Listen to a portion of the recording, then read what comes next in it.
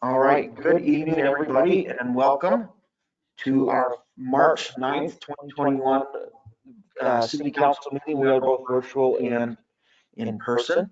I'll call the meeting to order. Please rise for the Pledge of Allegiance. Okay, I pledge allegiance to the flag of the United States of America and to the republic for which it stands, one nation, under God, indivisible, with liberty and justice for all. All right, thank you. Roll call, please. Mayor Ortega. Here. Mayor Pro Tem Lauer. Here. Councilmember Thompson. Here. Councilmember Estes. Here. Councilmember Applegate. Here. Councilmember Geek. Here. Councilmember Duncan. Here. 7 members present. Okay, thank you. Before we get, yeah, usually Tamara, we can hear her pretty well, but I could not hear her on that one. Can you hear me now? We can hear you off a little computer. Usually we hear you through the speaker, so I don't know what the deal is. You're fine as far as we can hear something. It's just here in the room, we can barely hear you with however it's done. So we'll kind of work on that. Yolanda, go ahead and give the wherewithal for the attendees and who are present. Okay, thank you, Mr. Mayor. So you will see that there are 4 buttons, and if you click the orange arrow, this will open the user interface. Click it once to open, click it again to close it. All of attendees' microphones are muted. There are 2 ways to communicate with the City Council. The first one is by raising your hand by clicking on the hand button on your vertical menu bar. The second is to type a question into the question pane in the attendee interface. If you are not connected to the web presentation, you will not be able to raise your hand or ask a question. Okay, how to raise your hand? Click on the hand button on the vertical attendee bar, and you'll see that green little line right there. When your hand is raised, the arrow will turn from green to red, and then a member of the staff will call on you by name, by the name you registered with, and will unmute you. If you would like to ask a question in the question pane, in the attendee pane, please type a question to the City Council or staff members. Staff will read the question out loud and direct to the appropriate party. Okay. All right, thank you for that. And again, I will do my best to make sure I get everybody called upon if we need to. I do want to remind, because we have quite a bit of attendees tonight. If there's an item that you want to speak on, you can raise your hand there. And if someone has already asked a question, we just ask that you, if you need to state your name for the record, you can do that, but we don't want a lot of repeating of the same things, and we'll make sure everything gets recorded as it normally does. So we'll go ahead and move forward from there. We are on item 4A and 4B, presentations, board, commission, committee appointments. We have none tonight. So we're gonna go ahead and move right into item number 5, City Council agenda requests and announcements. I will start with Ms. Duncan. How are you tonight? I'm doing great, Mayor. How are you? Good. How's everybody? Good evening to everyone. I did attend the Fountain Watershed District meeting. It was great information that was distributed through that meeting. It's putting a lot of pieces together for me, because I used to be the president of our Metro District here, where a lot of you know at least. So a lot of the pieces of the puzzle are coming together for being on that meeting. We had a fantastic meeting with our city manager, Scott, and the mayor with the youth council. They had really great questions. They wanted, one of the things that tickled me the most was that they wanted to know, did the council, were we in charge of whether or not school was out when it snowed? So I thought that was cute. So we had a really good time, and we'll be having a meeting coming up soon. So look for an email for me to see if you're available. That's all I have. All right, Mr. Geek. Nothing from me tonight. Okay, Mr. Applegate. I have nothing tonight. Ms. Estes. I have nothing tonight, thank you. Okay, thank you. Mayor Pro Tem. Just to elaborate a tiny little bit on what Petra said about the watershed district meeting, the board meeting.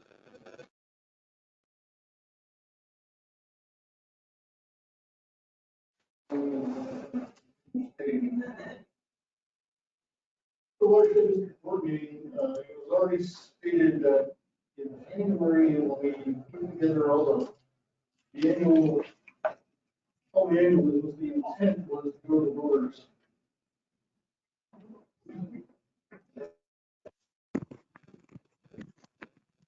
Well, we're having some technical difficulties. Always me. I can just turn it off and use Tamara's.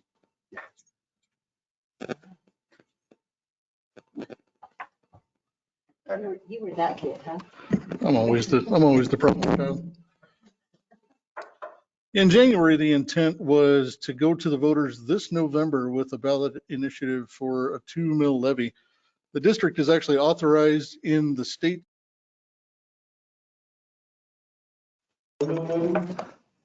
But we are pretty certain that 5 mil levies go right now, so Pueblo County is going to be a resounding no. Yeah. And districts, if they can get away with a 2 mil levy and still provide sustainable funding. And then we looked at the fact that we were already meeting in February and there were only 6 months to hammer out ballot language, figure out an approach, do some education, and get El Paso County, which is very displeased with the idea of yet another tax for yet something else that's not going to benefit us in the least. So they've already pushed it off till next year to be a ballot initiative next year, with the understanding that we're likely going to need to ask for 3 to 4 mills or even up to the total 5, if that should be the case. But some of that math still has yet to be done and we'll figure it out. That's so far the biggest change for the watershed district, is they've already kind of backed off a few yards and decided to punt the ball down the field to next year again on that ballot issue, which actually makes me happy. We got another, instead of trying to cram all that process into 6 months and then have it fail really badly, we'll have 18 months and then hopefully get some sustainable funding for that district so we can get a project or two done in our side of the Pueblo County line. That's all I've got. Not bitter at all. Not bitter about that district, even a little bit. Okay. Ms. Thompson? Tell us how you really feel, huh? Just busy with a lot of this stuff, different committees and boards and different things going on, bylaws and all sorts of stuff. But the big one going on, of course, with PPCG is the legislative committee. We spent a bunch of time. Right. We know there's a big transportation bill going to be introduced to the legislature. It hasn't been introduced yet, and they're really kind of keeping it under wraps until they finalize it. So we're trying to be a little bit proactive on that and spend a bunch of time writing a little hand sheet for the handout the legislators to kind of remember what the priorities are. No unfunded mandates, and electric cars are the same size as our cars on the road, so they need to kind of pay their fair share for the space they take up and the damage they do to the roads. Right now, they're not. And just some different things. And the most interesting thing was on a meeting I was on was, I can't remember if I shared this last time or not, but with the new 5-cent gas tax fee they're talking about, remember, you don't have to vote on it because it's going to an existing fund. So they're getting around that. But the Denver Mayor's Metro Caucus, I think they call it, they want to just take some of that money off the top before it's distributed to the rest of the state. And we don't think that's a really good idea. So we're going to have to really watch for that when that bill comes out, and make sure that that's not on there. And then, of course, a lot of Second Amendment bills coming through and different things. And so just about put any subject in legislative Colorado, you can put in any subject you want and find a bill that interests you, and read through it and read the fine lines and what's really trying to go on. But the big push for everybody has got to be no unfunded mandates down to the local government. We can't afford it. We don't have the money. We can't fund your pet project. And there's some really good stuff out there that we need to do within our own communities. Need to keep our own tax dollars here and working regionally on regional projects. We don't need to be paying for the RTD or the services up in Denver metro area. So a lot of stuff coming down the pike. We're going to get it a little bit better organized, I think, by next week, Scott. But right now, they dropped 150 more bills last week. So everybody's just a little bit overwhelmed. If the goal is to cause confusion, it's being accomplished.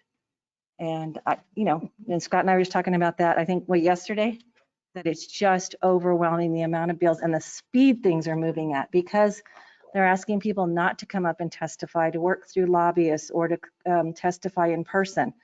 If you come up to testify, they're limiting the number of people in the rooms, the number of people who can even be in the building. So you might have to wait outside. So that's limiting the number of people who want to go. And so things are just going through at an incredible pace, where before it used to take like a week for something to get through, and they're just getting it through in hours. So the pace things are getting out of committee is pretty amazing. That's about it. Okay. All right, thank you. The only thing from me tonight, I did enjoy going to and speaking with the youth council, and they very passionate young adults, and as they're moving forward in life. So thanks for working with that group, Ms. Duncan, and inviting Scott and I to talk with them. I did go to the vaccination clinic this past Saturday, where they were doing the Johnson & Johnson vaccine.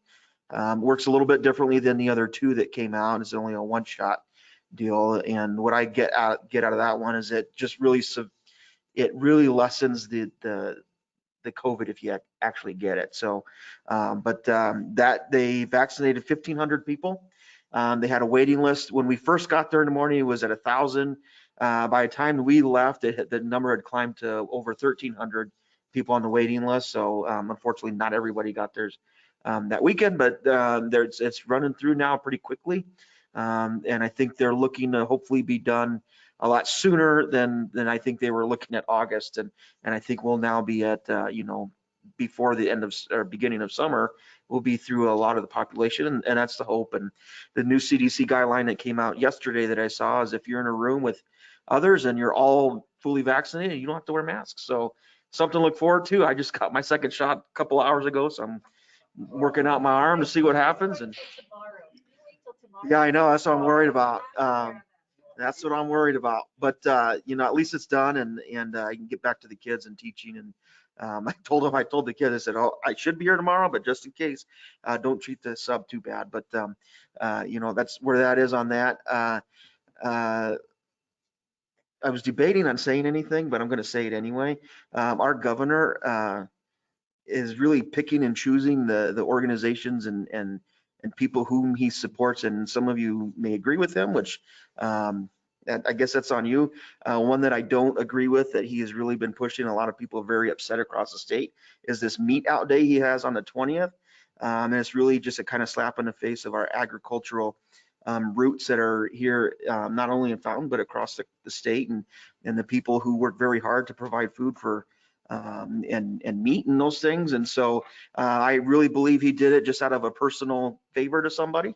And so I encourage you all on March 20th to eat as much beef as you can, and support our farmers and ranchers who work tirelessly to support not only our state, but a lot of people. And so, I know Nebraska already said that's going to be our meat day. And so, it's really kind of a sad thing that he's doing these personal favors for people and not really thinking about the greater good. And it's been happening a lot. Luckily, we got a good county commission right now who they have been on him pretty hard, especially when it comes to our COVID vaccines, because we haven't been getting our fair share. And so the county commissioners, along with Mayor Suthers, have been really fighting with him, and it's just he comes down every once in a while to get on some pictures and on the news, and then he heads right back out. I don't know that any of us has ever been invited and said, hey, I'm in town, we want to see you. A couple times it's happened, and we're just a bunch of peons here. So unfortunately, that's kind of where we're headed in this world right now, in this country. Is everyone complains that this group is doing this and this group's doing that, but one of these groups eventually is going to have to say, okay, we're just going to stop. And we need to come together. And right now it's not happening. And so everything they were complaining about 2 weeks ago or 2 months ago, now they're doing the same thing. So I think we're a model here, and I'm very happy with who we are and what we do here in this city. And I thank everyone that we put our personal issues aside and we work for the greater good. So let's continue doing that and move from there. So don't want to be on that too long. We'll move on to public to be heard. I lost our, we had the slides and things. You see that, how that happened, Miss Yolanda? Oh, there it is. Well, that's not it.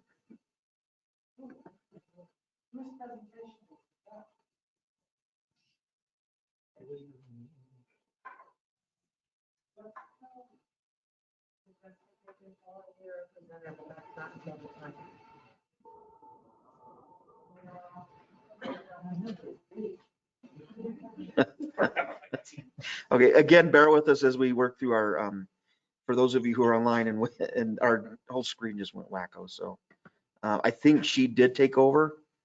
This is Christy. It looks like Ms. Tuttle is being shown as a presenter right now, so that's the screen Yeah, you're seeing that versus the city screen.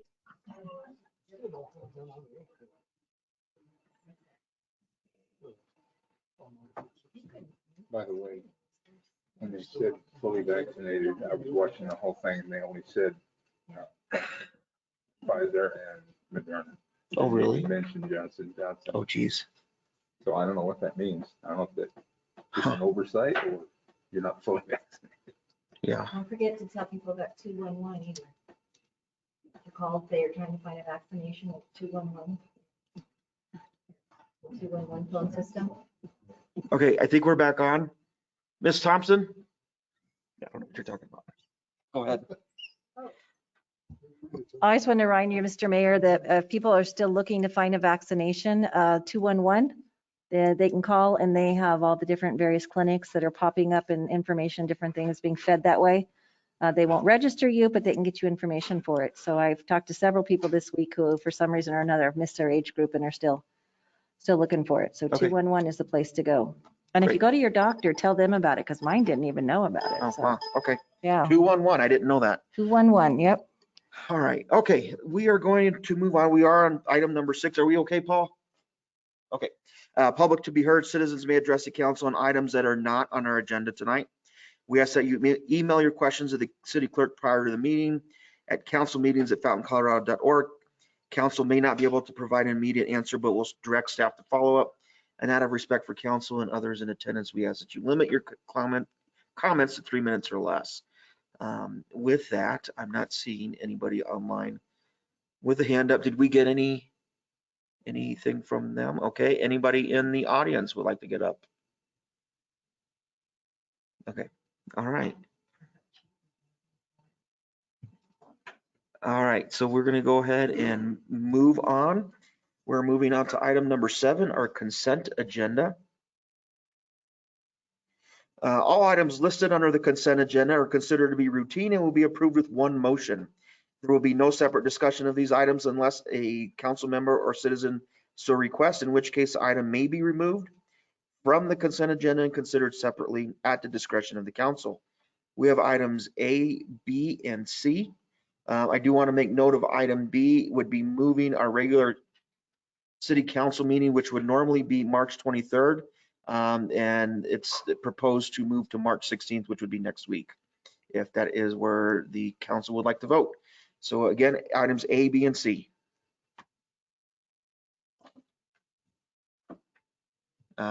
Ms. Thompson Move to approve the consent agenda. and Mr. Geek. Second. Okay, we have a motion and second for approval. Please vote. Oh, Ms. Huffman, I'm sorry. Mayor Ortega, how do you vote? Yes. Mayor Pro Tem Lauer, how do you vote? Yes. Councilmember Thompson, how do you vote? Yes. Councilmember Estes, how do you vote? Yes. Councilmember Applegate, how do you vote? Yes. Councilmember Geek, how do you vote? Yes. Councilmember Duncan, how do you vote? Yes. 7 yes, motion carried. All right. And again, as a reminder, our next regularly scheduled meeting All right, item 8, old business. 8A, second 1760, an ordinance repealing and reordaining section 9.04.070, furnishing cigarettes or purchase of cigarettes and tobacco products by minors. Chapter 9.40, offenses by or against minors. Public peace, morale, and welfare of the common municipal code by increasing the age of minors from 18 to 21. I have City Attorney, Mr. Johnson. Also, I don't know if anybody was able to get back. We got an email today in the possibilities of us with this, if passing this the way it is, of not allowing 17, 8 or 16, 17, 18 not able to sell, or 18, 19 to 20 to sell. So we did get that email. We're going to have that discussion right now. So I think I have a lot of people who are here for that. So we will discuss that as well. And I'll also give you a chance to talk as well if we need to. But Troy, I'm going to let you take it. Okay, thank you, Mr. Mayor and members of council. That's correct. We did pass this on first reading, and the way that this ordinance or this section of the code was originally written sort of made it easy to just swap in the number 18 or the number 21 for 18 based upon the federal law. And as the mayor pointed out, when we passed this, when the council voted on it last time, it was pointed out to us that there may be some adverse impacts on the local tobacco outlets here in Fountain. That impact being clerks that may be 18, 19, or 20, that under the definition in our code wouldn't be able to handle tobacco items, stocking, shelving, selling those products. And so that's certainly up for discussion. The federal law and the subsequent state law allow for 18, 19, and 20-year-olds to handle tobacco products. And so it's really up to the council if you'd like to allow that. I drafted up some language that is in front of you that I'll read into the record now that we can discuss that would make it illegal for 18, 19, and 20-year-olds to handle the products, but not obviously consume them or use them. And so what those changes would be, and they're highlighted in yellow on your papers, but it would be a change to section E to delete the word possess and the subsequent comma after consume, so that that section would just be talking about the consumption and use. And then in the next section F, to add a sentence to state it shall be unlawful for any person who is under 18 years of age to sell, stock, retrieve, or otherwise handle tobacco products. And then change the number 21 back to 18, which it was originally in the code there in section F, in the second sentence of section F. And then again change section H back to what it was originally, which was 18. That would allow people under the age of 18 to be present inside the stores and stock and shelve and sell tobacco products to those over 21. So those are kind of the two options the council could go, those two ways they could go. And that's certainly up for discussion. That was pointed out thanks to an organization representing the tobacco outlets in the community. But so that's what we have kind of on the plate for this item on second reading. So one original and one with those amendments. Okay, so without trying to belabor the point, because I know a lot of people got on, and so after first reading, we basically are saying not anybody under 21 can sell it, distribute it, whatever, or even buy it. Yeah. And then this new proposal, which would be more in line with state and federal law, is saying 18 to 20 now would be able to under supervise. Is that? That's correct. I think the original one that was passed is nobody under 21 can touch the stuff. Okay. And then the one that's amended is if you're 18 and older, you can work with it, but you can't consume it.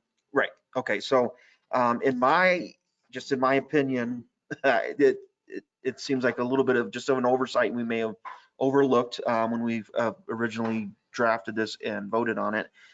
Personally, I'm okay with the new language, but I would like to see what others would like to say about that on council first. We'll start with Mr. Applegate. Yeah. Is my mic on? Yeah. You're good. Okay. In the text that I got or email, whatever I got, it said that in federal and state law, people under 21, 18 to 21 can sell liquor if they're supervised. Yeah, and Is that's a that good, true? Yeah. and that's a good point, and that's certainly one that we could add that isn't in this draft is an additional precaution that that if somebody's under 21 but over 18, they have to have a supervisor present if they're handling the tobacco products. Which That's is how the liquor point. works. There's a point I wanted to bring up because some of the 7-Elevens late at night only have one person there and they're sometimes under 21 and they're the only one in the store. Right, so that's sort of an option 3 we could go to add that supervisory additional layer on Well, that top makes of it. sense. So that their friends from school don't come in and Yeah, and that's, so that would certainly be a way we could go. That would be easy enough to make that amendment as well. So those are kind of probably the 3 options that we have in front of us. I forgot to mention that. Okay, so option 1 is stick it with what it is. Anyone 20 and under cannot sell, buy, whatever. Right. Option B or 2 is, okay, we're gonna move that ability to sell to 18 to 20 or 18 and above. And then this third option is But 18. you can sell at 18 to 21, but only if there's another employee there who's over 21. Okay, so that may run into some issue for those like 7-Eleven where you said sometimes it's a 17-year-old who's in. which in my mind would be Well, bad. 17 couldn't sell it anyways. Oh. 17-year-old no. Okay, never mind. Okay. But So- an 18-year-old 21. without a 18 to 21, the ask would be then there has to be a supervisor. Right. Okay, Which there should be in the middle of the night anyhow. you would think. 7-Elevens are crazy. Yeah, okay. All right, anybody else? Ms. Thompson?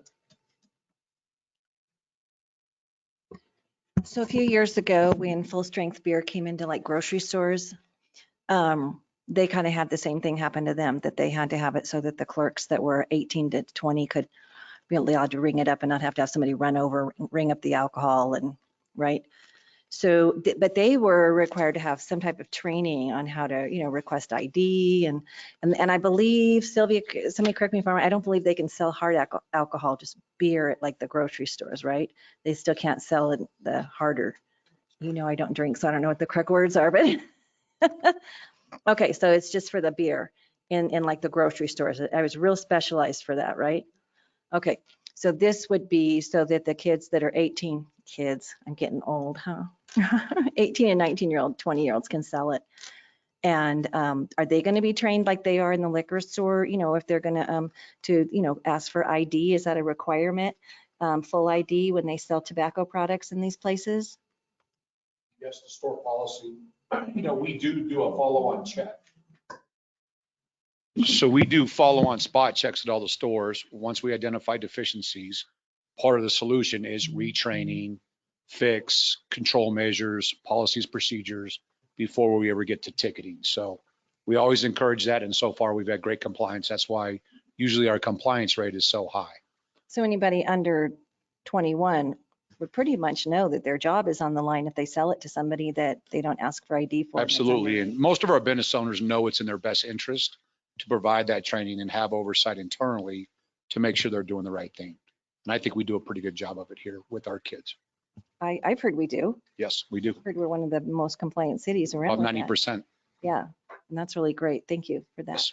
So, okay, so I would hate to see some young adult out there trying to work hard at a job, second job, whatever, part-time job, lose their job or lose their ability to have a shift just because they're under 21 when they're out trying to literally in this day and age put food on the table with their family in some cases and gas in their car. Mhm. So I'm okay with the training that I believe the stores will provide, because it is in their best interest not to be fined and potentially lose their tobacco license. And so I'm okay with kids, with young adults, 18 and up, having the ability with the proper training and everything that we have in line. Okay, anybody else? Check with Miss Estes just in case she has hers up. I have nothing. I have nothing. Okay, all right, thank you. All right, so I'm not getting a strong, opinion that we're gonna stick with 21 and over solely. So I think that should be better for those folks who emailed. Now, I guess the bigger question at this point is, do we want supervisors or not to be over 21? And I have a lot of people on that are attendees, and if anybody would have a strong opinion one way or the other, just raise your hand so I can unmute you. There's a little hand signal there. If you just click on yours, it should say, oh, there it is. Okay, hold on one second, Mr. I can't even see, my eyes are not good. Okay. Go ahead, Brian. I'm sorry, I can't pronounce your last name. No one can. My name is Brian Foydick, and I work for the National Association of Tobacco Outlets that sent you that letter. Just wanted to thank you for your consideration of this fix. We would prefer not.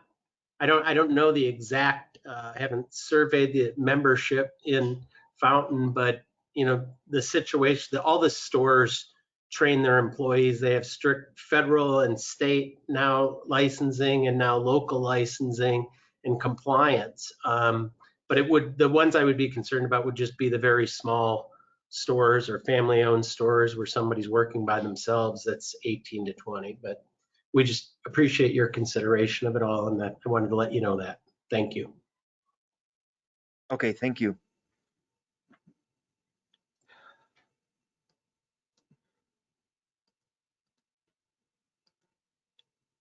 Mr. Rick, go ahead. Yes, question for Troy Johnson.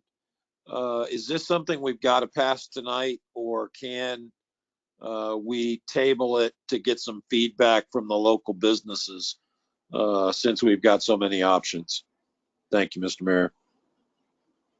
Yeah, we could certainly do it however the council wants to do it. We could table it, or we could also do a kind of a third reading. If we make an amendment, we can do kind of a second reading at the next meeting. Right, and I honestly, I don't know, because I know this organization represents a lot of the businesses here in Fountain already, and they did a poll of all of them as well. So, and I don't know how many there that we have to worry about anyway that would do this. I would assume the bigger. We don't have any small mom and pops that sell tobacco here in Fountain, and so it really would be, the 7-Elevens, Loaf and Jug, Safeways, all those types of things. We do have a tobacco world or whatever that is in our liquor store. So I wouldn't really want to belabor this. I think we're somewhat in agreement on the 18 to 21. It's just how do we want to do that? So okay, thank you, Mr. Mayor. yeah, thanks. Okay. I'm not seeing any other hands online. All right. What would council like to do? Mr. Geek? Yes, I make a motion to approve Ordinance 1760 with the amendments, and the 18 to 21, or the 18 to 20 would be allowed to sell, work with the product. They just wouldn't be able to consume it. On the second reading, can we do that? Yeah, and just to clarify, that's without a supervisor. Without a supervisor. Without a supervisor, okay. And Mayor Pro Tem? I second. Okay, so again, this is to, I just want to reiterate for those who are online. We're sticking with the ordinance. However, we're making an amendment from first reading to allow 18 to 20-year-old allowed to sell, and we're not NOT requiring a supervisor. Okay, there's a motion and second on that one. Ms. Huffman? Mayor Ortega, how do you vote? Yes? Mayor Pro Tem Lauer, how do you vote? Yes. Councilmember Thompson, how do you vote? Yes. Councilmember Estes, how do you vote? Yes. Councilmember Applegate, how do you vote? Yes. Councilmember Geek, how do you vote? Yes. Councilmember Duncan, how do you vote? Yes. 7 yes, motion carried. Okay, thank you, Mr. Johnson. Thank you. Right. I think you're wrong, but I don't want to make a big deal of it. Okay, item number 9, we'll move on to item 9A, new business, consideration of items removed. We didn't remove anything, so we'll move on to item 9B. I'm opening a public hearing and first reading of ordinance number 1761, an ordinance amending the official zoning map of the city of Fountain from the regional commercial RC district to the multifamily MF district for property sometimes known as Garrison by Watermark, generally located at the southeast corner of Mesa Ridge Parkway and Metropolitan Road, and hereinafter more specifically described in exhibits A and B. It says, Ms. Martinez, are you going to introduce us? Yes, this is Christy Martinez with the City of Fountain Planning Department. Next slide.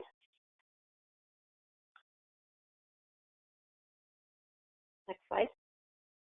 The request before you tonight is to rezone approximately 17.4 acres from the regional commercial district to the multifamily district. The property is generally located southeast at the southeast corner of Mesa Ridge Parkway and the future extension of Metropolitan Road. The current request encompasses 2 vacant unplatted parcels. The rezone request is being necessitated by a potential multifamily development. Therefore, the rezone request is needed because the multifamily residential units are not currently allowed under a regional commercial district. Therefore, the request for a multifamily district is being sought. The city has worked closely with the Economic Development Division regarding this area because it's considered an infill area. In working with Kimberly Bailey, the Economic Development Director, she has provided feedback to the planning staff that stated that the density of the multifamily project fits within the definition of a commercial development, and that a multifamily housing project would attract lifestyle services oriented towards commercial development, and therefore was supportive of this rezone request. Next slide.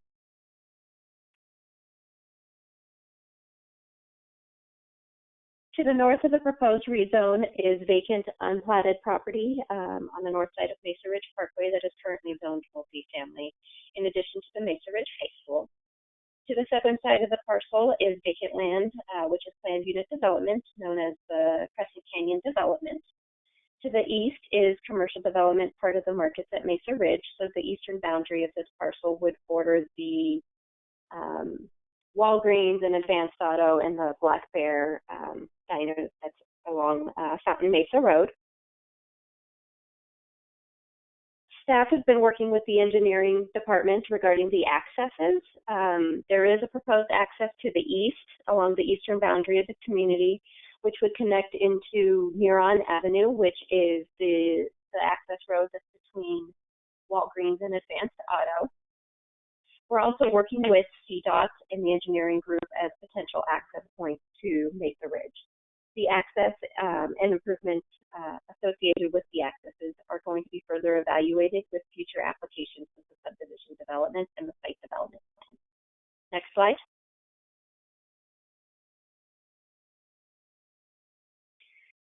On the screen, you can see the zoning exhibit. At the top of the screen is Mesa Ridge Parkway, so it does have some frontage along Mesa Ridge. And then to the east is the eastern boundary, which abuts the commercial development on that front Fountain Mesa Road. And then to the south, there is approximately 3 to 4 acres that would remain regional commercial that fronts Mesa Road, future development. Next slide. The Fountain Comprehensive Development Plan, Future Land Use Plan, does recommend multifamily in this area, and the rezone request is consistent with that plan. Next slide.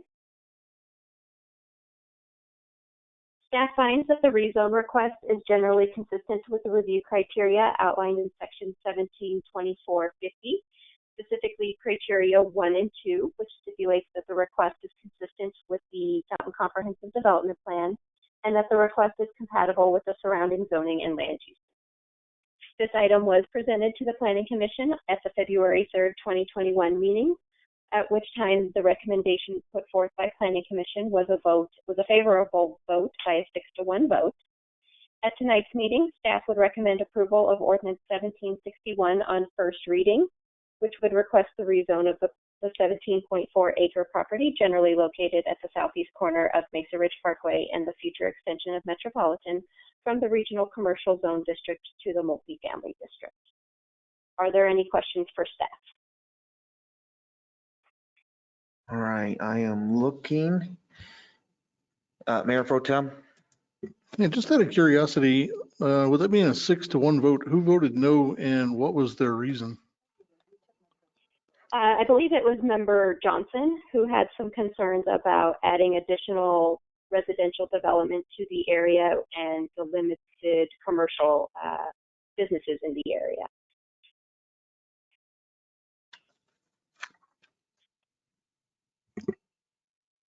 Ms. Thompson? Can you back up the map a little bit? I'm trying to, in my mind, kind of see where it is in regards to Syracuse, because saying that Metropolitan is going to come through isn't really helping me. So is there anywhere on the map you can kind of, is Syracuse to the west of the red blob? Okay. So we could go back to the previous maps that was on there. That might, so Syracuse is actually off of this one. If we could go back to the third slide of the presentation. Yeah, that one went by really fast. Okay. So okay. This one has the vicinity map, which will kind of better identify where Syracuse is located. It's to the west of the parcel. Is there going to be left turns allowed out of that place onto Mesa Ridge Parkway, or are they all going to have to go right when they come out?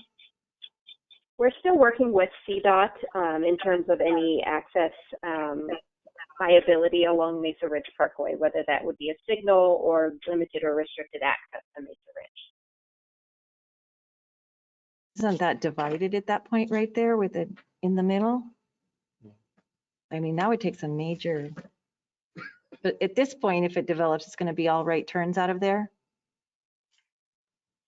The access hasn't been fully determined with CDOT since Mesa Ridge Parkway is controlled by CDOT. There's still some studies and discussions that are needed with CDOT in terms of the traffic count and what those potential improvements would look like. But so all they want us to do today is rezone it so they can move forward in that process. Correct. Okay. And this is for multifamily? How many units were they anticipating again? They were, that information now.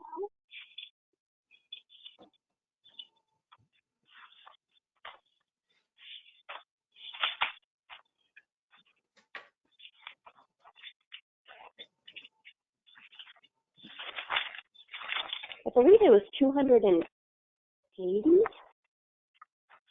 Christy, we're 336 units, if you can hear me. We can run through our slides as well, too. Yeah, they have a presentation there. Okay, thank you. Yeah. Okay, so any more questions for Christy at this point? Yeah, I got one. Oh, go ahead. I'm sorry, Mr. Applegate, go ahead. Yeah, and an alternative in and out would be that little road between Walgreens and the car wash. Now coming out, it's only a right out, but going in, you can go either way. Would that also connect to them? It would. It is proposed right now to be an access point to serve this development. Okay.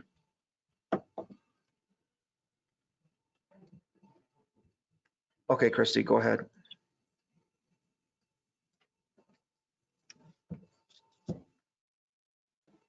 I didn't have anything else to add unless there's others who have questions for myself. Otherwise, the applicant is in attendance. Yeah, well, let's go ahead and let the applicant go, and then I'll have public ask questions after that. Because I want to hear what they have to say as well before we start getting into the weeds here. So we do have Ms. Jessica Tuttle with Watermark in attendance, and she does have a presentation. So Yolanda, I don't know if you want to go to the end of my presentation, which will then start the applicants.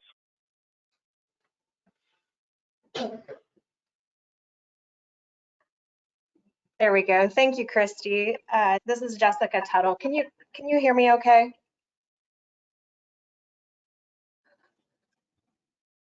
Maybe. Yes, we can hear you. Oh, great. Hi, everyone. Thanks for your time. I'm Jessica Tuttle with Watermark, VP of Development for our West region. I'll run through these slides. We wanted to show you pictures of what Watermark does. We're a multifamily developer. But very quickly, our planner, Ramir Fitzpatrick with Kimley Horn, I think he's going to introduce, give a brief introduction of the project. Ramir, are you available?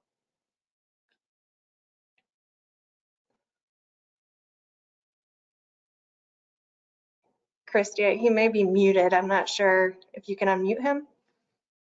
Who is it? Ramir Fitzpatrick.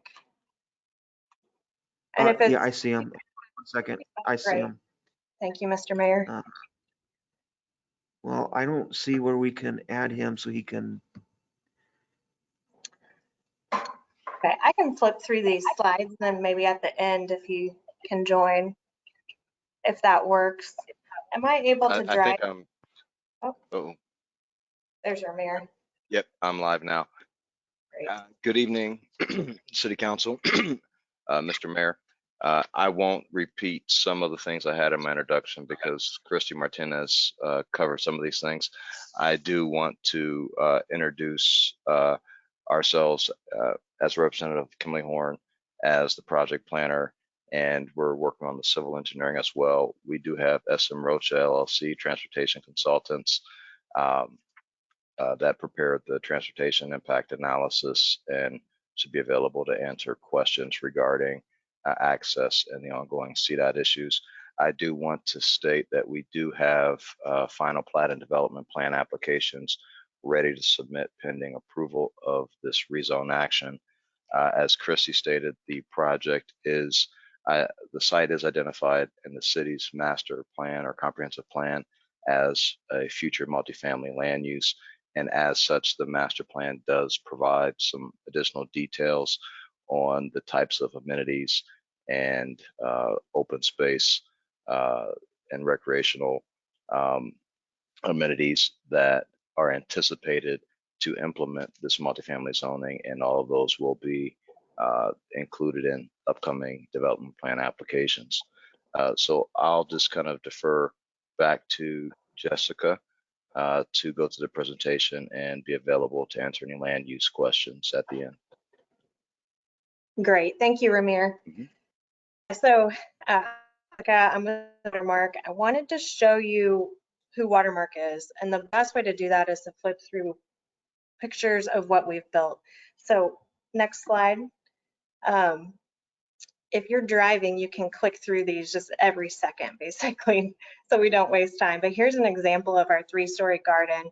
We've really improved this. This is 5 years old since we built this product. Now we have enclosed corridors. Next slide. Large open floor plans for all of our units, stainless steel appliances. Next slide. Same picture. We've really, again, these are 5 years old by the time we go through zoning, entitlements, and we build these. So we're really excited about what we're designing today for Fountain. Next slide. Keep flipping. That's an open floor plan to give you an idea of what we do. That was in Mishawaka. Keep next slide. Next slide. We've built 50 projects to date, which was really exciting for our company since 2010. Next slide. We get better and better with each job. Framed mirrors. We now do tile in our baths. Next slide. There is in-unit laundry, so washer and dryer in every unit here. Next slide. And then community features for instance, include pool, cabana areas. Here in Fountain, it'll be really a very nice setup to look out towards the mountains. And then fire pits, a couple grill areas, and then typically with the amount of open space in our communities, we'll have a couple pocket parks dispersed throughout the site. Next slide. Example clubhouse would be similar here, but we actually have a new style. Next slide. And then, oh, we lost it.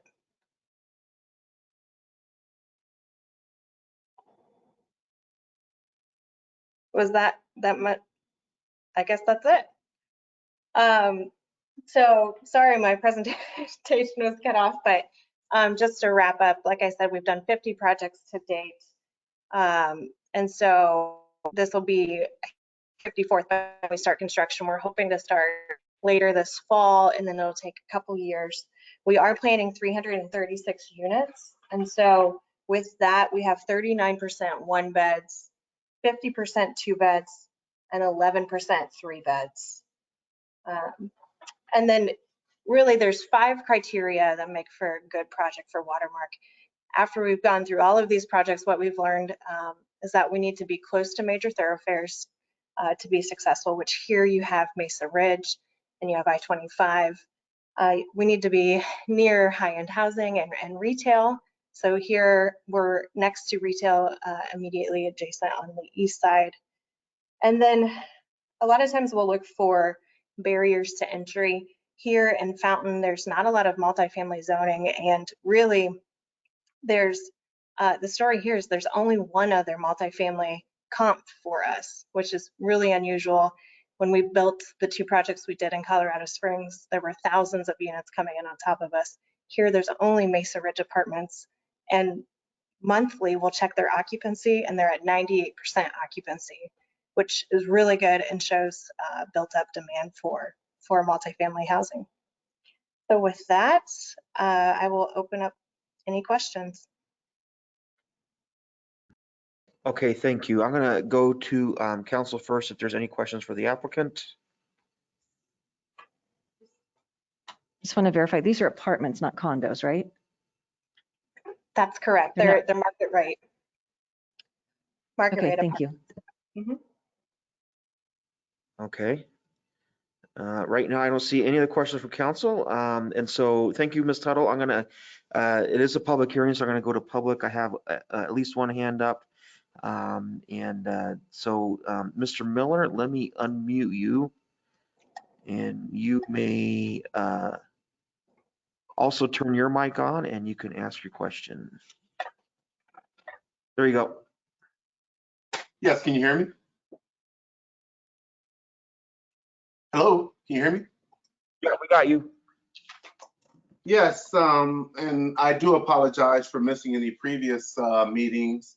I'm just looking kind of just maybe a generalization of the considerations that were maybe taken into account for existing residential neighborhoods. And then I made it 2-part. And I think this is a land use question. Also with the zoning, the multi-family zoning, what height considerations were taken in place for the residential neighborhoods? We live on the Mesa, of course, and I can see the location of the property. I mean, it's, you know, it's really not in our viewpoint in any way or anything, but I know there's going to be future development in these areas. And then also I look at these units, I think they're 3 stories. How does that impact the existing neighborhoods, and was that taken into consideration in previous, or maybe discussed in previous meetings? Thank you. Thank you, Mr. Miller. I'll let Ms. Martinez or Ms. Tuttle on the height issue. Ms. Martinez, go ahead. So there wouldn't necessarily be any impact associated with the view corridor. the multifamily zone district has a maximum height of 40 feet, which is consistent with the commercial zone district which surrounds that. So the maximum height of, regardless of if it's developed as commercial or developed as multifamily, would remain.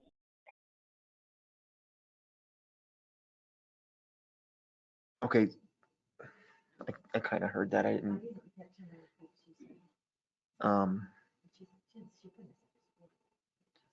Scott, did you hear what I couldn't hear what she said. 40 feet. Okay, 40 feet. Okay. But at this point where this is located, it's really not going to affect line of sight for residential. It's kind of right now in the middle of open area that's currently open. Is this correct? Somebody? That would be correct. That would be correct. This is why we need staff here, I think, when we're presenting something. Oh, okay. Well, the only thing east of it is a shopping center. Yeah, Mayor, Okay, this is east of it's- Todd. Can you hear me well? Shopping center is all that's east of it on the other side. Okay. All right. Mayor, can you hear me? This is Todd. Oh, yeah, go ahead, Todd. So yeah, just to answer your question, Scott was correct, 40 feet limit.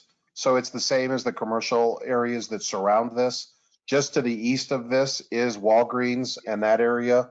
So there is no, we'll have zero impact to any existing neighborhoods that surround it.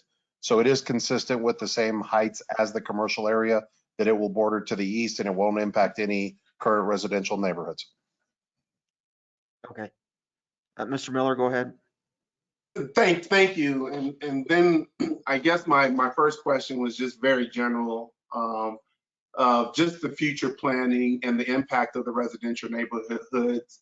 You know, we're on top of the mesa, the Lodi Lane area, and we're kind of dead center in this some of this development along with the other conjoining neighborhoods, and just as the overall development of the area or land use.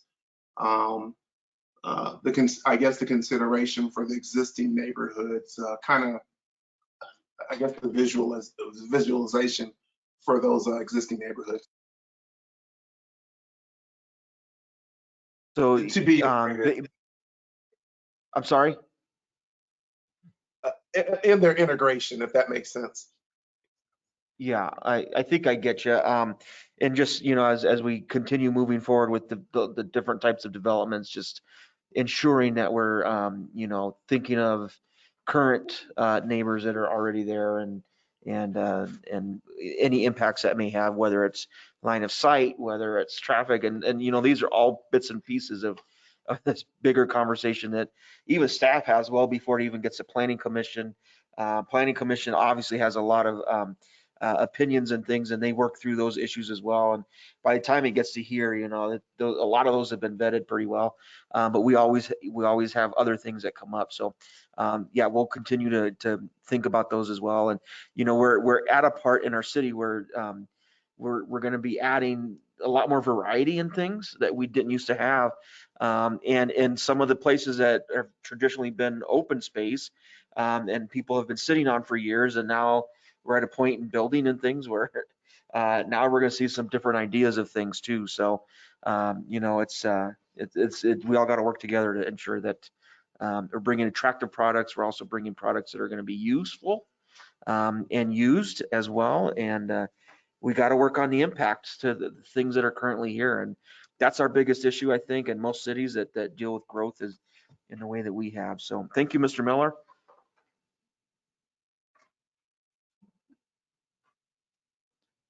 Okay, go ahead.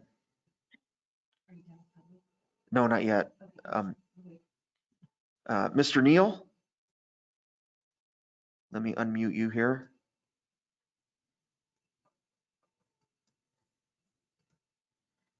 And oh, there you go. There we go. Yeah, so Dennis Neal, I'm a Chief Operations Officer for Widefield School District 3. So my question, and I know you're in the preliminary stages, with the conversation of access onto the parkway, does that line up with the upper exit and entry for Mesa Ridge High School? I know we've had conversations about a signal in that area with CDOT and with City of Fountain over the years. So is that a consideration, or have you looked at that as a possibility? Okay, Ms. Martinez, Todd's got his light on too, so either one of you go ahead and take it. Christie, I'll go ahead and take this. Mr. Neal, you are correct. As a matter of fact, we've got a meeting on Friday with CDOT, and this will be one of the topics of conversation. So we like the concept of having a light there, and that has been in the discussion, as you said, for years. But ultimately, CDOT will make that final decision. But we do make sure that we include that access point from Metropolitan to the back of the school or the east side of the school in all of those conversations. And we will do that on Friday as well. And we'll keep you in the loop as that conversation continues.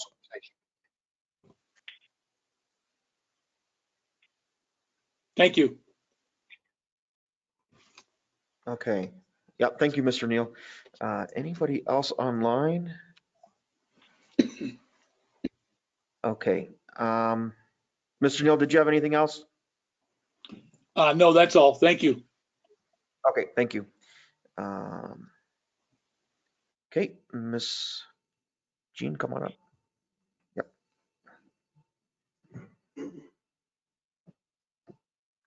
Hello, Jean Smith, Widefield resident. I know your task is to decide on rezoning, and I'm probably ahead of your game plan. I have two concerns in case I run out of time here. One, affordability, however that is now being defined, and two, traffic. The impact of traffic, as I don't think we have enough information as to how the people are going to get out of that area. Those are beautiful apartments as pictured. I couldn't afford to live there. I think we need to look at the point of the jobs in the Fountain Valley. It's basically a service industry, and there's nothing wrong with that. They take care of us. However, they are minimum wage. And I know someone on city council will say it's up to the owner of the property to determine what they're going to charge. I think we would want people that work in this area to live in this area and contribute further to the community.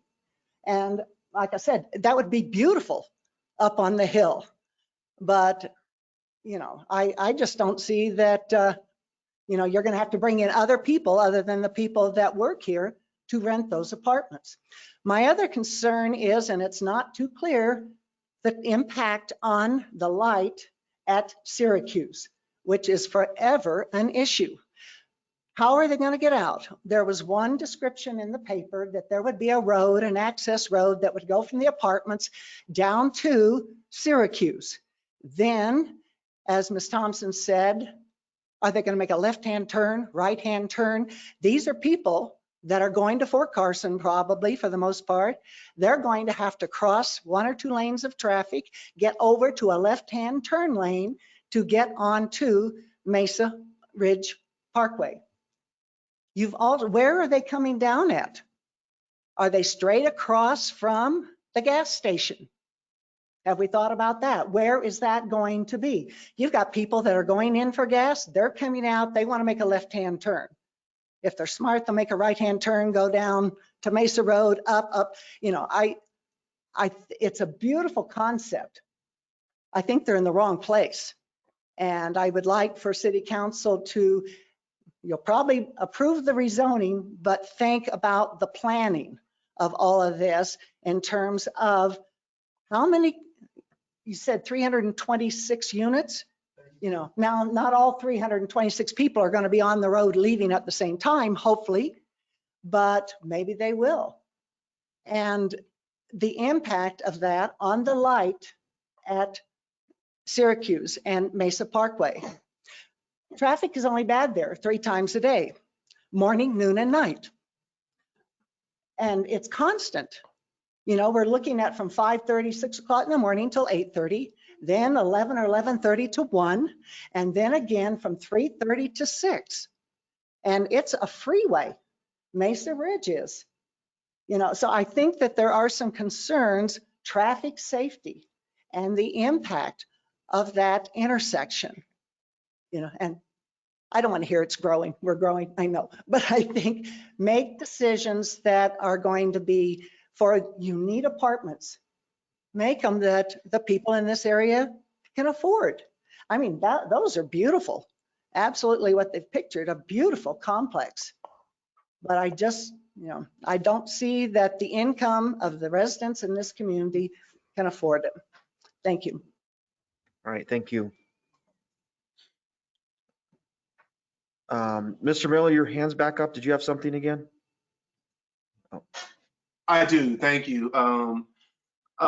Just kind of, well, being here, going through all the growth and development, when we brought on the new commercial properties on top of the mesa, the car wash, AutoZone, all the stores,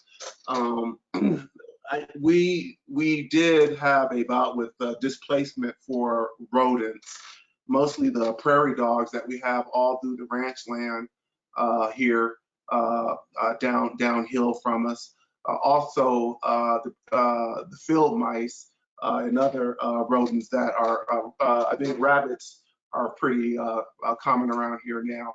I was just wondering, just seeing the previous construction, we had massive prairie dog populations moving around the AutoZone area, I guess during certain times of the day, during the construction of the car wash. What considerations have we taken for, or even lessons learned maybe from the previous construction and the displacement of rodents? And of course, they come this way. They either go downhill or uphill, and probably over to the school as well, I would imagine. But we did see rises in the neighborhood of those some of the rodents and other animals in those areas.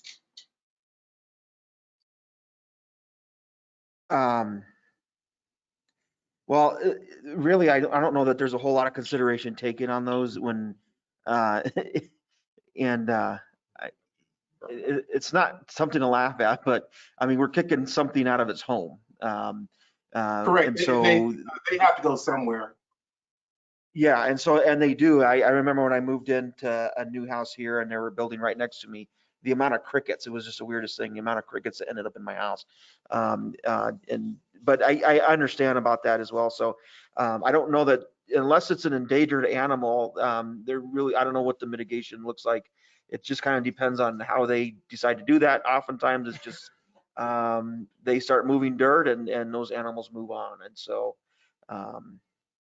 again, unless it's an endangered animal, then that's when we would get whatever agency that can help us deal with that. I do apologize. Maybe my only concern is not, again, I don't want to sound insensitive to animals or anything like that. I have respect for everyone, but they come to our homes. Maybe I need to be more specific. Our mitigation actually goes up as construction increases. Again, those animals didn't go downhill towards the nature reserve. They came uphill into the commercial areas and residential areas. Right. Yeah, no, I understand what you're saying. I'm just, that typically isn't something that developers or construction really worries about. And yeah, the mice and things, they don't know where to go. They're just going where they can. And unfortunately, oftentimes it'll end up in places where there's people already. I mean, but there's not usually a mitigation for that sort of thing. In really any municipality where there's growth. It's just kind of something that it's an adverse reaction to these things that occur. So, okay. At this point, Ms. Thompson, you have a question. No, I'm sorry. I didn't realize there were still people. We can't see how many hands you have over No, there. that was, no, you're good. No, I think this is absolutely gorgeous. I know the one up on the Mesa is always full, and I know at times they've had waiting lists for people trying to get in there. And so I think there is a need for this within our community. I think there's a need for all levels of funding of housing within our community. And I think this is a first step in trying to address some of that. The hope is if people live in your community, they'll shop in your community, right? And if they're living uptown, they're going to shop uptown. So I think this is beautiful. And I am very sure that Todd and Brandy can work it out with CDOT. I don't believe they're going to think it out really, really thoroughly and maybe even bring it back to us. I don't know, for an update, but I have confidence in the staff we have that they will work and make sure that the ways in and out of this are well done. I love the traffic on Mesa Ridge Parkway because it means our soldiers are home. When we don't have traffic on Mesa Ridge Parkway, it means they're deployed. So I think it's worth putting up with a little bit. And so I can make a motion, or unless we're discussing. No, we're still in public. Okay, want to make hearing, sure. so- Okay. Okay, yeah, and I understand with growth comes, I don't want to say chaos, but with growth comes a lot of change and a lot of things that some people see as negative. But it's part of growth. We're a growing community, and ever since this major growth started, 15, 20 years ago, I've heard the same thing over and over again. And unfortunately, we can't stop growth. We can't stop things like this from occurring. What we can do is do the best we can in learning from mistakes from the past, as well as going forward and growing in a responsible way. The issue I think we're seeing here in our small little town is we're kind of boxed in the main places where people congregate and go. We can't expand roads. We can't do some of those things. So we are in talks and fights and all those things with developers as they come in, and they want to bring in things like this. And okay, that's great. We like your product, but here's the things that you also have to think of, because whatever you bring in is going to affect a lot of other things that have already been here. And so that's the only wish, I think we as planning staff, planning commission, city council, people in attendance that have a voice and get up and speak, that we all stay true to that one fact that growth controls itself as we move forward. We've got to be the gatekeepers and ensure that occurs. Because unfortunately, again, I remember when this all started all those years ago, everyone was like, we should just tell it no. We could do that, but only within the confines of our little city limit. It's all going to occur outside, right on our boundaries, and in those areas, that's where they can do whatever they want. So at least we have some control here. And again, the hope and and really, honestly, we have a bad reputation with builders here in the city of Fountain because we hold their toes to the fire. They don't like it, but we do what we do because we have been burned so many times, and we want to ensure that we're doing it smart. We also are a community now where we need some variety.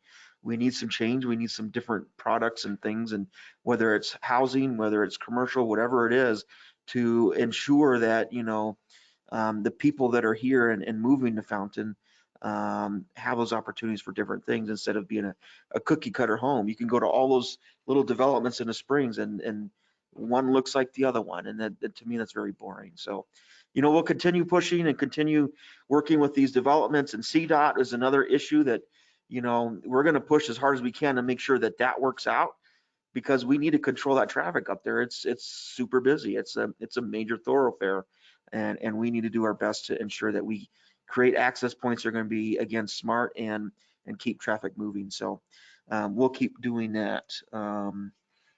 Growth is tough, but we'll keep pushing. All right, with that, I will close our public hearing. And unless there's further discussion, what would council like to do with this item? Mr. Applegate. Yeah, I make a motion to approve ordinance number 1761 on first reading.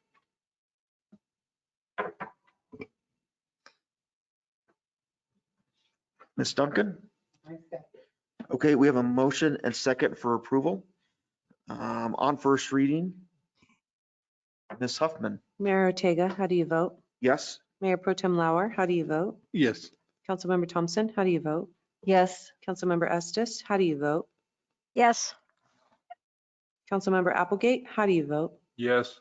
Councilmember Geek, how do you vote? Yes. Councilmember Duncan, how do you vote? Yes. 7 yes, motion carried. Okay. Thank you, everyone who spoke up tonight. Item 9C, status of the Main Street and Ohio Avenue intersection public improvement project. Ms. Bailey. Evening, Mayor, Council, those with us online and in person with us tonight. Kimberly Bailey, Economic Development Urban Renewal Director for the City of Fountain. I am here to present the status regarding the Ohio Avenue and Main Street Infrastructure Improvement Project. This is not Kimberly up here alone. This is a coalition effort among multiple departments in our city, as well as some external agencies that have come forth with some grant funding, and I'm pleased to share that with you. And you'll get a download from a couple of different other people during this conversation tonight. Yolanda, can you switch me over? Next slide, please. So you're going to get an overview from Economic Urban Renewal, how we got to this point. This has been a focused initiative in-house since 2018. In recent years, we've been able to muster up some contribution funding from different agencies to help fill the gap and address some of the critical public safety needs of this particular intersection. We will then swap it over to Wilson and Design Co., who is doing the engineering and design work on the project in tandem with Public Works, led by Brandy Williams. And then we will kind of just end with a recap of the budget and address any further questions you may have. Next slide, please. So as I said, this has been a multitask effort in-house between Economic Development, Urban Renewal, City Utilities Division, as well as Public Works, addressing some of the needs of this particular intersection. I know Council and Public Works has worked hard throughout the Old Town District regarding some ADA compliance ramps and curb cuts. This intersection has been left awry because some of the other issues with the intersection, unfortunately, that need to be first addressed through a design scope before we actually put some hard dollars to the improvements. We were fortunate to gain some funding through the Urban Renewal Authority as well, since they are a property owner on this 4-point intersection, as well as CDBG funds with the continuance of the ADA ramp improvements along all corridors in our community. As of last year, under the CARES Act funding and COVID economic relief funds of the state, CDOT opened up some funding for revitalizing main streets, and we are on a main street corridor, and we actually received the awardance of such grant funding at the first of this year. So this was very, very great initiative on behalf of the efforts we put forth through submitting an application under that initiative. Next slide. So the premise is a holistic 4-point intersection. We have some improvements that have happened on this intersection over the last few years. However, it's not harmonious. You see disparity between lighting, you see disparity between brick inlays, you see disparity of eroding of crosswalks, you see things that just are not holistically approached. So under the CDOT grant that we submitted, it was pretty critical in our language that we address the design that needed to be completed, as well as making sure that all 4 points of this intersection, which are publicly owned as well as privately owned land sets, are unanimous in regards to public safety measures. That breaks down into actually 4 strategic initiatives under the task elements under the CDOT grant. And they are spelled out for you there, and we'll get into more depth under the Wilson presentation slides. Next slide, please. So to do the improvements to this intersection is really we needed to step back and look at the district as a whole, because nothing ever functions as a silo initiative. It actually has to parlay into the larger scope of needs into the Old Town District. Also in 2020, we did a placemaking initiative for the Ohio Avenue corridor. Great public response, great enthusiasm of the need to address that intersection and the lengtheniness of the Ohio Avenue. And this intersection was actually identified as the tipping point of starting the improvements under that initiative of scope in 2020. So I will be back in front of you in April to discuss the findings of that placemaking initiative, and you'll see how this whole picture now falls together holistically. Next slide, please. So we do, this is a critical milestone to be in front of you tonight. So March, as you can see on that hierarchy of milestones, is a critical point in time where we do need to flesh out the final design and engineering that is being presented tonight to get us out to bid, to get us to a Ordinance period in the summer, and to complete the entire infrastructure project by the end of this year. Why is the pertinence to complete the project by year end? Because those grant funding dollars are requiring us to be so. So under the CDOT grant, for example, when we got notified in January of this year that we were awarded those funds, we had a ticking time clock. As of 30 days from that awardance notice, we had to show the stewardness of those dollars were being hardly implemented into the project design and getting us to the end of the conclusion of the project by year end. So the pressure is on us because some of these grant funding dollars we've been able to attract to the improvement project. Next slide, please. So with this, I'm going to switch it over to Wilson and Co. to walk through 6 slides that talk about each of the 4 corner intersection areas. And then we will address questions at the end. I think that will be the easiest way to address any of the additional commentary regarding this scope. I hope Kelly and Scott Asher are able to speak at this point. Hi, Kimberly, it's Kelly. I'm online. There's Kelly and Scott, you said? Yes, I don't know. Kelly, are you alone or? It's just me. Scott's not here tonight. Okay, great. Then I will hand this off to you, Kelly. Perfect. Thanks, Kimberly, Mr. Mayor, council members. My name is Kelly Friedel with Wilson and Company, Engineers and Architects. Next slide, please. So at the core of this project, the elements are really, next slide please, to address connectivity and access at a pedestrian level, more specifically to improve access in accordance with the Americans with Disability Acts, but also really to go along with the Main Street Grants program, really develop that sense of place of this intersection and its location within the city. So the big core elements for this project were constrained, of course, by existing public right-of-way and working within the existing property lot lines. And then really taking into account the usages of this road, the building or the traffic that uses this road, and then the street drainage of the road. We don't want to impact that negatively in any way as we implement some of these improvements. We're also really looking at ADA compliance, both at a street level and a building access level, and then making improvements to the sidewalk, including some elements along Woodman Hall's frontage, and then some street lighting improvements. Next slide, please. So at the street level, and you can click again, there's some circles, we're looking at putting in ADA compliant street pedestrian access ramps.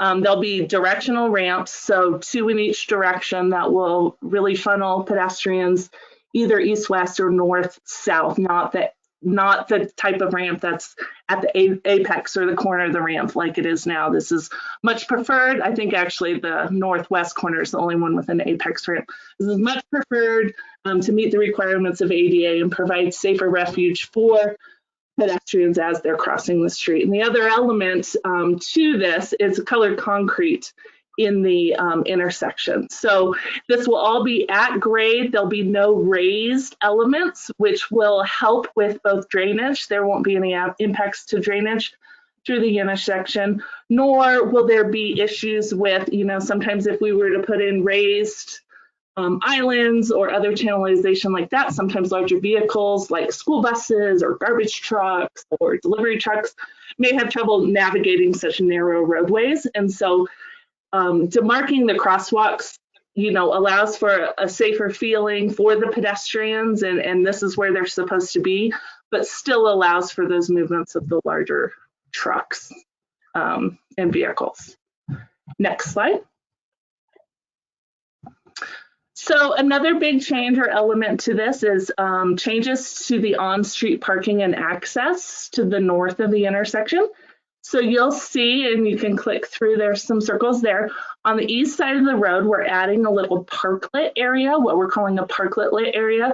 This will kind of be like a loading zone or a place where an Uber could drop off, you know, pick up pedestrians. This could be where maybe Uber Eats or one of those meal delivery places could drop off their meals.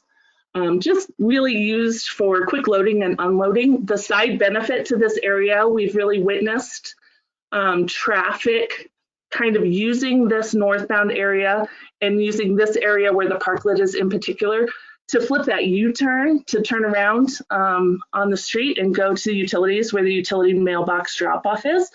And so if this spot is reserved and not used for parking, it kind of allows for that usage, which we're seeing already, right? It just kind of helps incorporate what we're seeing already. And then also on the east side, we're closing the alley access adjacent to Woodman Hall on the north side. You can see it striped out. That does allow for one additional parking stall on street on the east side of the road.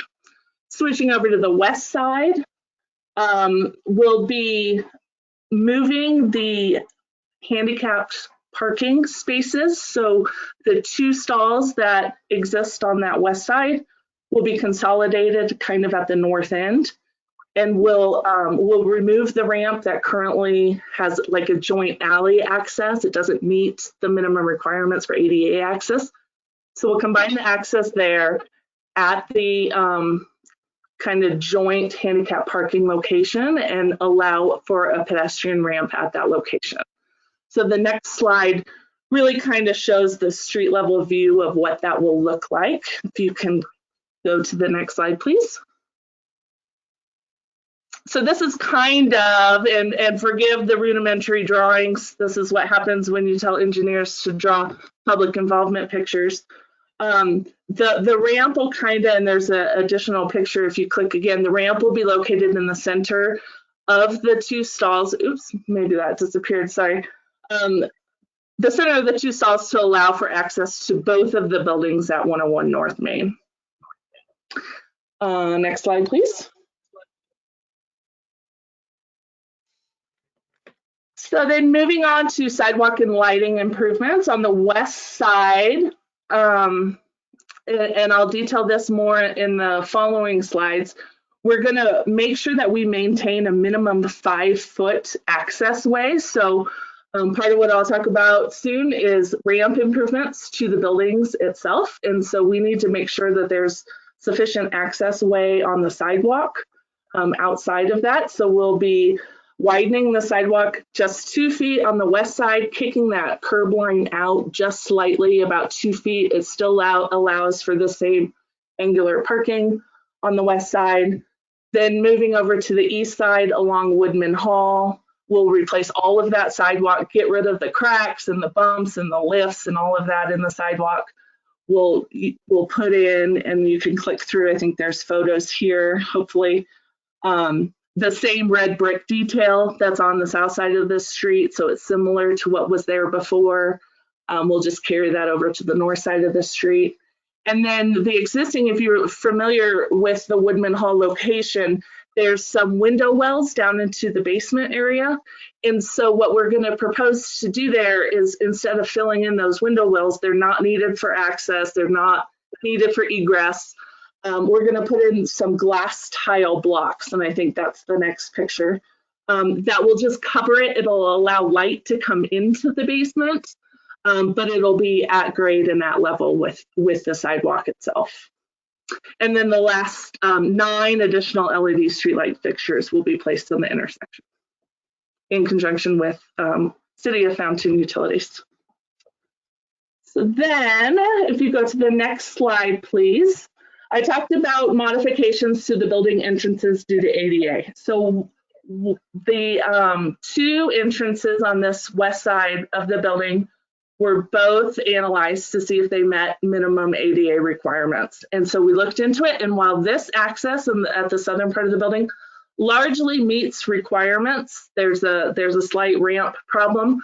When we add the 2 directional pedestrian ramps at the intersection, the area between the ramps at the intersection and the staircase to the building don't allow for enough room for pedestrians to squeeze through there. You need a 5-foot minimum space in between there.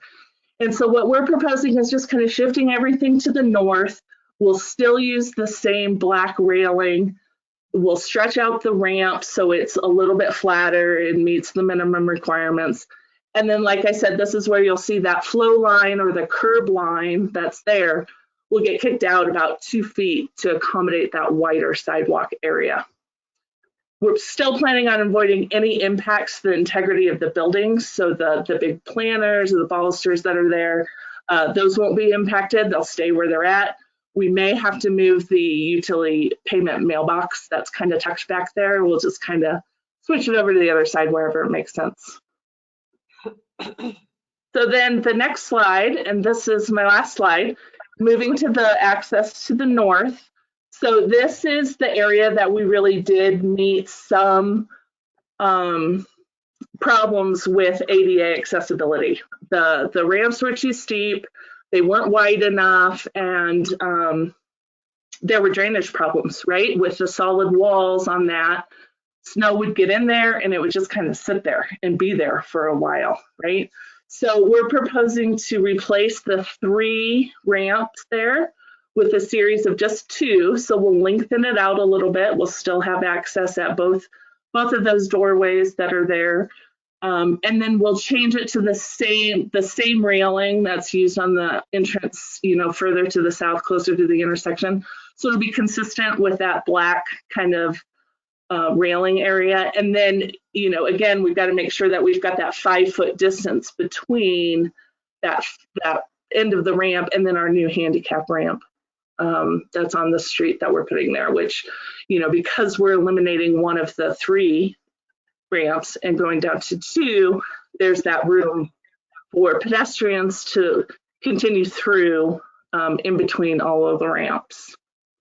So from an engineering standpoint and from construction document standpoint, all of the elements will be set up as we with what we refer to as individual bid schedules in the plans. And so the plan is the contractor will submit a bid for each individual element that we have in the project, and then we can award which pieces have available funding and kind of mix and match what's available with the funding scenarios that are in place at the time when we award the contract. So Kimberly's going to talk a little bit more about all of those different funding allocations, and I'll hand it back over to you, Kimberly. Thanks, Kelly. Next slide, please. So this is our final slide, which basically breaks down the budget that we've been able to pair resources and dollars accordingly to fund approximately a $482,000 project with in-kind resources and grant funding, which do have some pretty critical constraints to use those dollars, apply those dollars this year. Gets us to about $400,000 worth of matched funding through that process. And of course, anything that is a personal or a property specific improvement, those ADA ramps that Kelly just ended with, the window wells of the Woodman Hall property, those are actually funded separately from the scope of work. So they actually have to be funded by the individual property ownership under this improvement scope. With that, next slide, you can flip to that and we'll pause for any Q&A. Kelly, myself, Brandy, Todd, as well as I believe Dan from the utilities side is also with us tonight to address any questions. All right, any questions on that?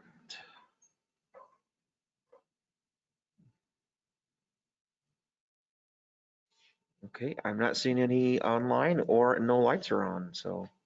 Okay, so I take that that's an impression of acceptance of the direction we're moving with?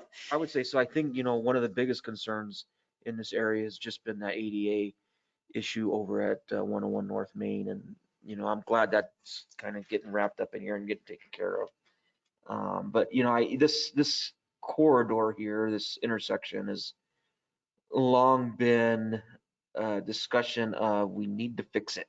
And not fix it, but update it, I guess is a better word. And so, you know, to see where we're at here and, you know, there's actual, hey, this is, you know, we're at this point. For me, it's exciting just to say, you know, there's a kind of an end in sight, I guess is the best way to put it. Very much so, very much. And it's a critical impression intersection as well. Okay, I do have one question. Hold on one second. Okay, go ahead, Gilbert. Hi, I work for Mr. Representative. I'm not sure if this is the right meeting for the paperwork that we got about the townhomes that are going behind us on the east side. I'm wondering if that's going to affect anything with. Where exactly are you located? 7980 Fountain Mesa Road. No, he's talking about what we already did. Oh, that was an item that we had already talked about. Oh, so yeah, because I couldn't get on, so I think I might have attended too late for it, so I wasn't sure what that was regarding.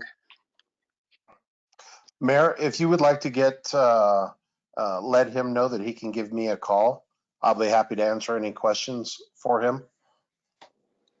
Okay, yeah, that was first reading anyway, Mr. I can't even say, my glasses aren't on. Salguero, that's what we can do is Todd Evans, our deputy city manager, we can get you his number and then you can call him and with any questions you have on that item. Okay, sounds great. Thank you, sir. Okay, and I will get that to you some way, somehow here in a few seconds. Okay, thank you. Hang on there. Okay. Okay, Mr. Miller, did you have a question about this item? Yeah, we did. In this intersection, were there any talks or consideration for a light there or a traffic light there? Thank you. Todd or Brandy, I'd like to defer that question to you. Sure. Brandy, do you want? Go ahead, Brandy. I'll take it. We've actually looked at this intersection for a rather long time, and surprisingly enough, we are very happy at how that four-way stop works. I don't know how long you've been in Fountain, but prior to my arrival at the city of Fountain, there's a four-way stop at Fountain Mesa and CNS, and that was a clear example of an intersection that was in desperate need of a traffic signal. And we're very happy with the speed with which traffic can flow through that intersection at this time. But this is not something that we're looking to turn into a light. Kimberly, you can correct me if I'm wrong, but we're hoping for more of a downtown pedestrian feel that's a lot more friendly and a lot more quaint, and not really wanting to bring in big traffic signals that at this point in time are unnecessary. I think that's an accurate statement, Brandy. And also, I'd like to reference Todd with the no truck policy through the core anymore as well. That's helping to cultivate that downtown footprint for this community core.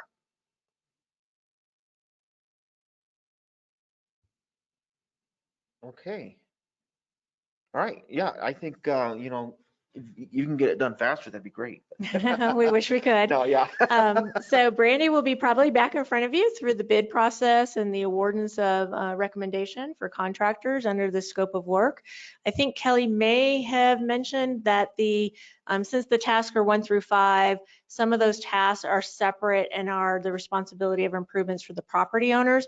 We are doing a la carte options within that bid process. So we cover everything that we've discussed with you tonight.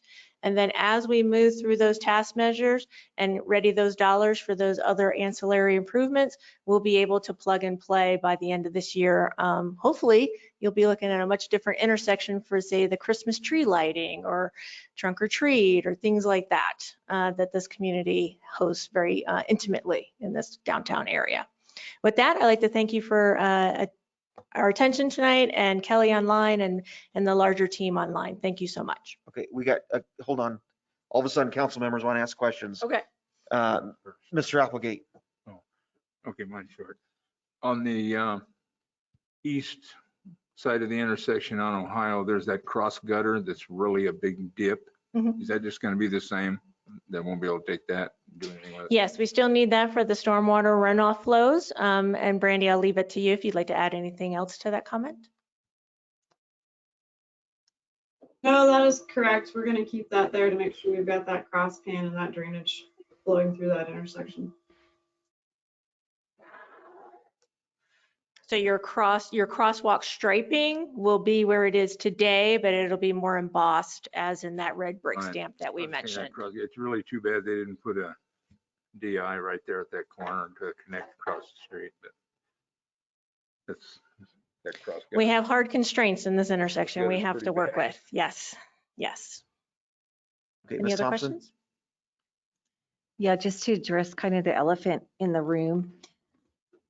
There was concern the last time this kind of, we had conversations about this with the fire trucks. Mhm. And so before we have somebody online, asking, we're not reducing the size of the intersection.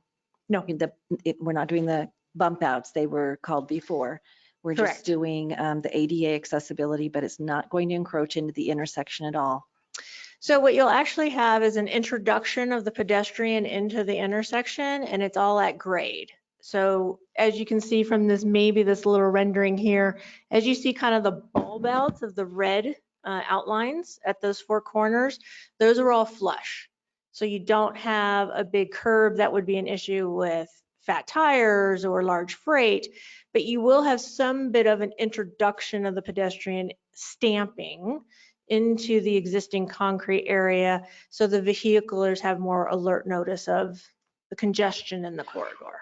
Right, but it's not going to stick out in except to the at grade thing. So there won't be any narrowing, right? No, there's no narrowing of it. The only thing I would say is, again, mentioning with Kelly with the ADA compliance issue of ramps where you have to have that 5 feet radius for additional crosswalk, we are bumping that out a little bit more into Main Street to gain a little bit more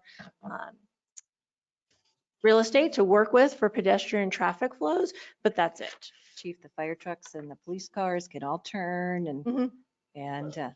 Yes. and keep going. Okay. Yes. All right. And then the other question I get asked a lot, I know the answer to this, but it's good to hear from other people, is why don't we just get rid of all the on-street parking there?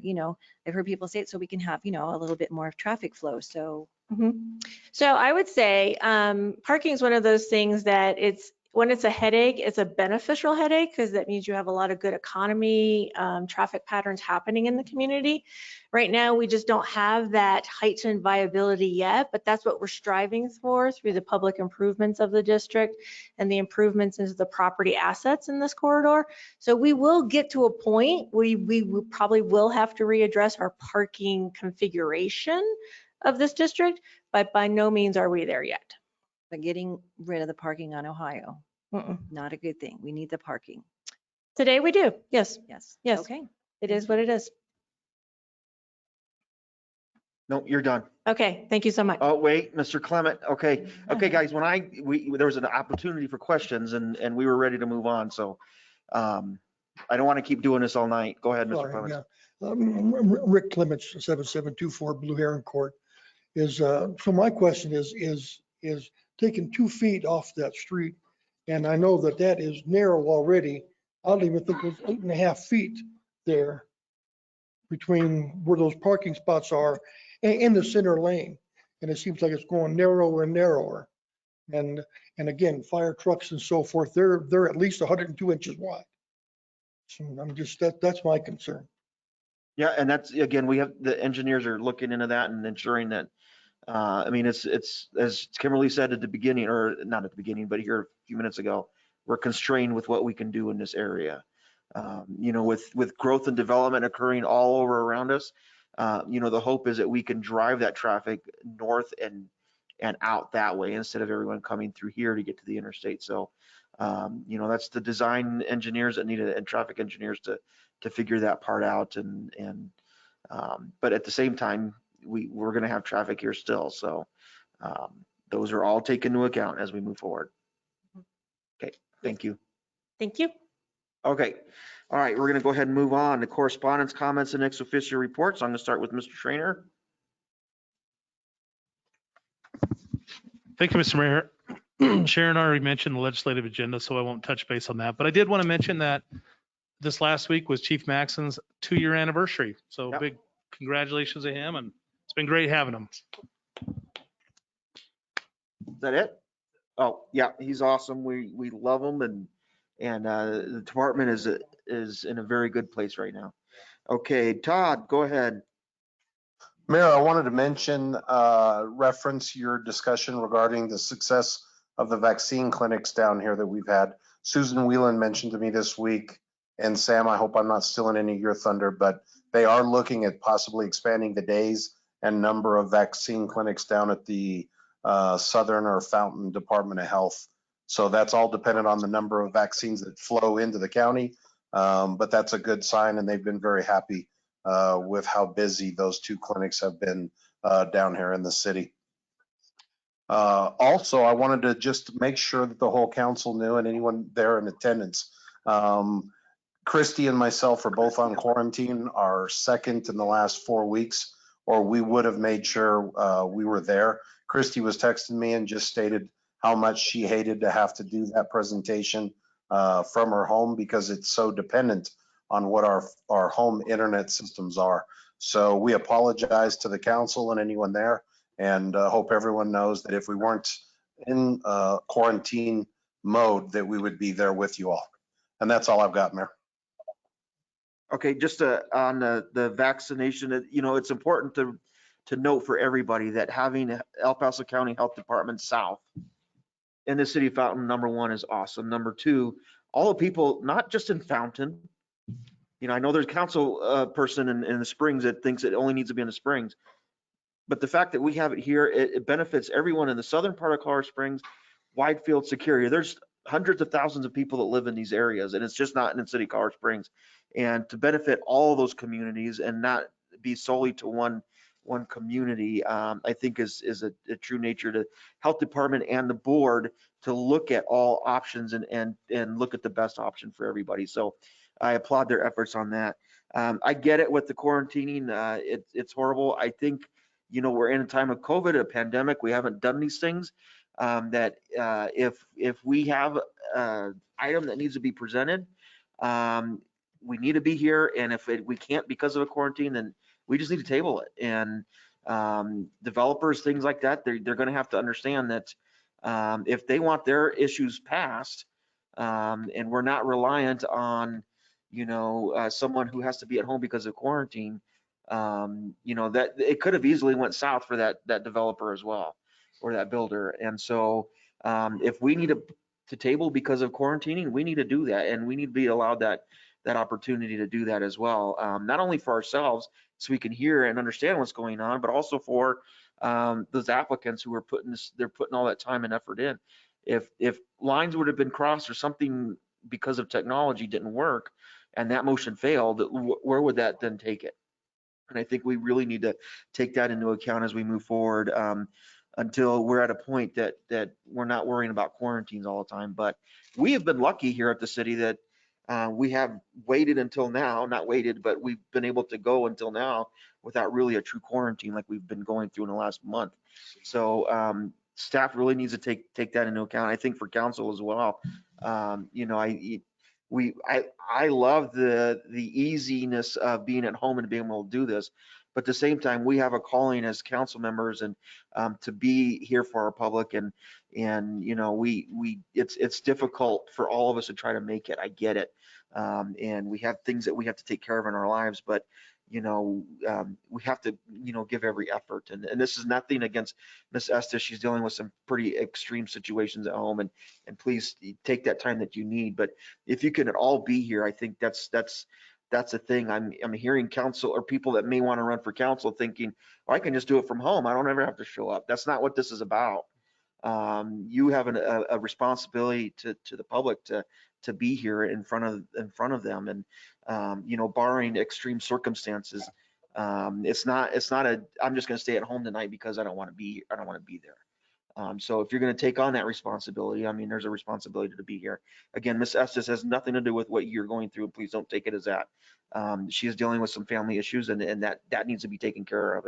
And we need to give her that grace. And so please don't, that's not what this is about. So thank you for those comments. I'm going to move on. Chief. Thank you, Mr. Mayor. It has been a good 2 years with Chief Maxim, come a long way on that.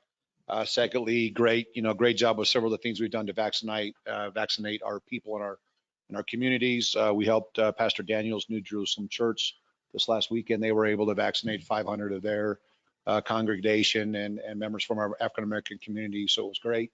And we're moving in the right direction. So thank you. That's it for me tonight. Okay.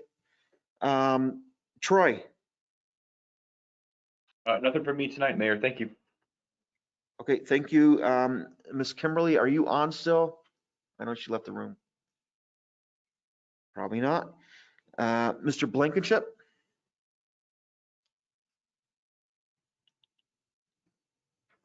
Good evening, Mayor and Council. Just two quick things. At our last meeting, I had said that I was working on a letter to our customers regarding the resiliency of our utility systems.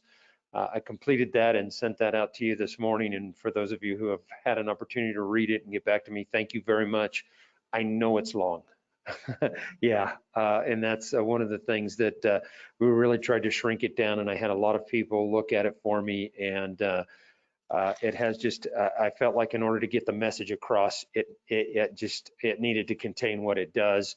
I just hope that it's interesting enough that the readers will be able to get through it. But if you do have some thoughts, any additional thoughts or anything for me, let me know, because I want to go ahead and make that public later this week. And secondly, this Thursday, we have a meeting with the broadband or the fiber company, broadband company that we've been working with for the past, about a little over a month, maybe month and a half. And so they are going to present their initial findings to us. They're sounding very positive. So we'll share that information with you after we have that meeting, where we've got our fingers crossed and hope that we've got a good one that's going to be able to come in and deploy a fiber to the premises system for our community here. So that's all I had this evening. Right, thank you very much. Thanks, Mr. Blankenship. Mr. Trilch. Yes, good evening, Mayor and Council. The only thing that I have for this evening is just to share with you a bit of good news about an agreement that we have with KOAA. They have installed a camera on the top of Fire Station 1, which will now allow them to provide weather and traffic reporting in the Fountain community along Highway 85, 87 in that area. So in the future here, if you tune into that channel in the morning to kind of catch conditions, we'll have the opportunity to actually see that in Fountain. So pending anyone's questions this evening, that's all I have. Okay. Paul, anything from IT? Nothing beyond that. We've been just staying on top of some cybersecurity issues that pretty much the world is aware of right now, and we've been pretty fortunate, and we've avoided those issues that have been going around this past week. So our staff remains vigilant, trying to keep the bad folks out of the network. So we'll continue doing that job as we move forward. All right. Thanks. Thank you. Awesome. Okay, and Ms. Huffman. Nothing tonight. Thank you. Okay, I'll go through council one more time. Ms. Duncan. I don't have anything else. Mr. Geek. I just have Chief Maxon. I got the tour Station 1, Station 2, and all the new equipment that's being appropriated. And it's amazing how he has, with his connections, has got things going in the right direction, looks like to me. And Really saving money. Money, a lot of money. Yeah, getting us up to date and saving money. That's yeah, that doesn't happen very often. Yeah, Mr. Applegate. Just piggybacking on that, I'm glad Mr. Maxon's here. The chief is something else. I like what he's doing. That's all. All right, Ms. Estes? I don't have anything. Thank you. Mayor Pro Tem? It is super quick, kind of dovetailing on the whole Chief Maxon situation to see how he's doing in bringing things up to speed and then saving money in the process. And also had a chance to watch the firefighters go through a training exercise, which allowed everybody to play different roles than they normally would. So they get used to taking command of a situation if they need to. I mean, during that training exercise, they had one of the newest firefighters in the city acting as the commander of the situation, and to watch him step up and handle that in a very professional manner was really, really cool to see. So that was really neat. I'll also be on that Thursday meeting with Dan and the guys, and I'll try to help translate from Techie to English as we get information back to the council for there. But I'm pretty excited about the potential that those guys are going to be talking about. Okay, thank you, Ms. Thompson. Wave you off. Okay, and I have nothing tonight. Just a reminder that we do have our next council meeting next week at 6 o'clock, and we do have executive session tonight. So Ms. Huffman.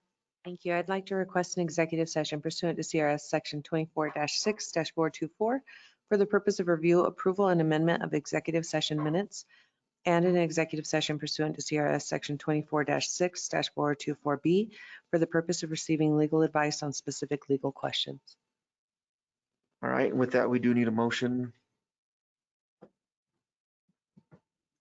Oh, sorry, Ms. Duncan I make a motion that we go into executive session. and Mayor Pro Tem. Second. Okay, we have a motion and second. Ms. Huffman. Mayor Ortega, how do you vote? Yes. Mayor Pro Tem Lauer, how do you vote? Yes. Councilmember Thompson, how do you vote? Yes. Councilmember Estes, how do you vote? Yes. Councilmember Applegate, how do you vote? Yes. Councilmember Geek, how do you vote? Yes. Councilmember Duncan, how do you vote? Yes. 7 yes, motion carried. All right, thank you. We're going to take a quick 5-minute break so we can get Ms. Estes. And thank you all.